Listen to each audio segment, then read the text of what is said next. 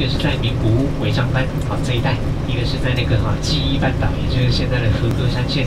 那一带的。所以说呢，西边如果有诸侯，你要往东边打的话，也有这两个藩可以先挡一阵子。这个御三家因为有血缘关系，也是姓德川，所以说呢，他的俸禄也很多年薪就算年薪有60万担60万担。这个已经是有血缘关系的德川家的人了，他的俸禄才60万担，这个加贺藩有100万担以上你就看有多多这个前几年台湾的未来日本台也可以看得到的一出日剧，我不晓得我们在座贵宾有没有人看过的加贺100万担，丽家雨松没反应没有关系这哎呦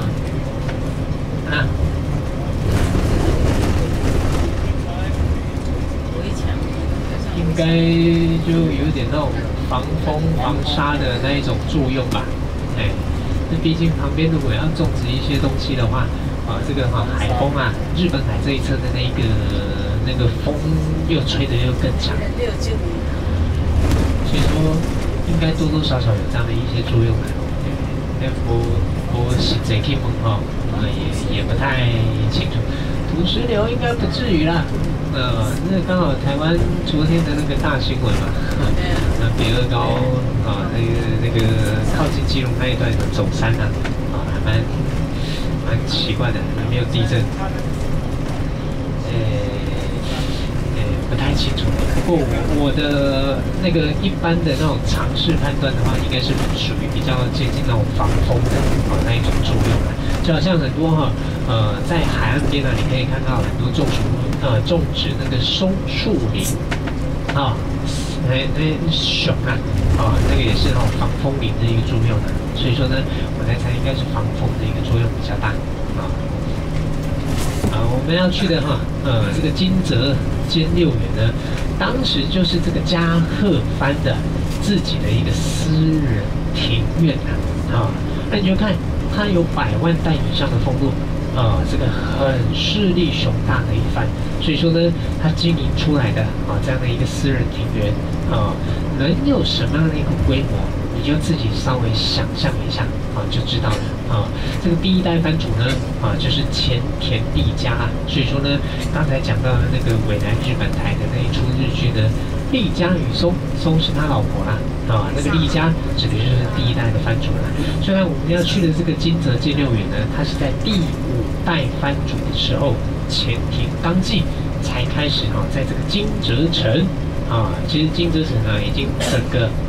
算是大部分的主要建筑物都不见了从那个战国末年还没进入那个江户时代的时候，其实金泽城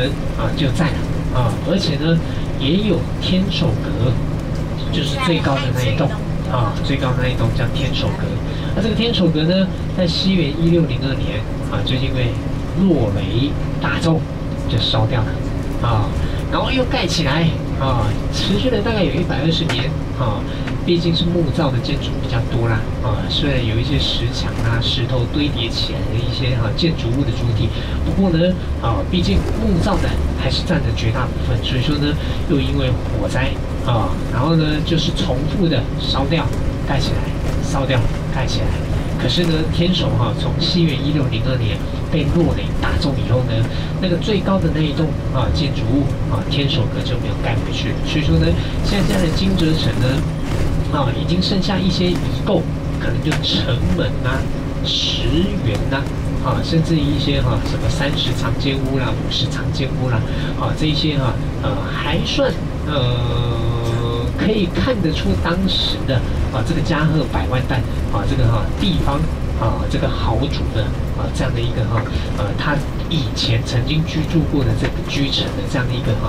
小小的一个道理以外呢，其实已经看不出整个金泽城原本它是怎么样的一个模样的那最主要没有再复修回去，是因为完全找不到当时那个金泽城它当时修建的蓝图。